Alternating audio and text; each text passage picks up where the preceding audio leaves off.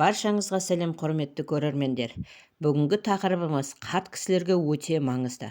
Күнде таңертең қарт кісілер жіберетін 5 қауіпті қателіктер жайлы айтатын боламыз.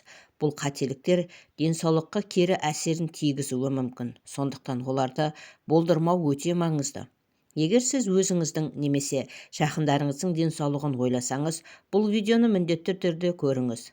Бұлай жасамаңыздар, денсаулығыңызға зиян келеді. Аш қарынға дәрі ішу. Көптеген қарт кісілер таңертең дәрі ішуді ұмытып кетемін деп ойлап, аш қарынға дәрі ішеді. Бұл өте қауіпті қателік. Аш қарынға дәрі ішу асқазанның шырышты қабатын тітіркендіріп, гастрит, жара сияқты ауруларға әкелуі мүмкін. Дәріні тек тамақтан кейін, кем дегенде 30 минуттан соң ішу керек. Егер сіз бірнеше дәрі ішу керек болсаңыз, оларды қалай дұрыс қабылдау керектігін дәрігеріңізбен кеңесіңіз. Таңертеңгі жаттығу жасау күнді серпінді бастаудың ең жақсы жолы. Алайда көптеген қарт кісілер таңертең жаттығу жасауды ұмытып кетеді, немесе жалқаулыққа бой алдырады.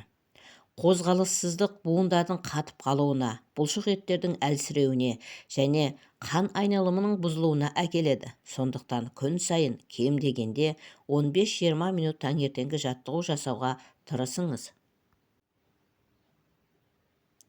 Таңғы ас күннің маңызды табиғи балансы.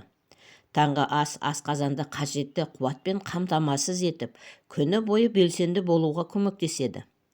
Егер таңғы асты өткізіп жіберсеңіз, қандағы қант деңгейі төмендеп, әлсіздік, бас айналу және шаршау пайда болады.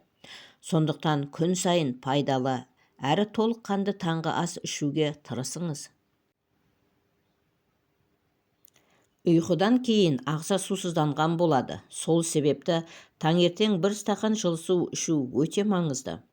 Су ағзадағы зат алмасуды жақсартып, токсиндерді шығаруға көмектеседі. Егер таңертең су ішпесеңіз, бас ауруы, шаршау, ас қорыту проблемалары туындайды.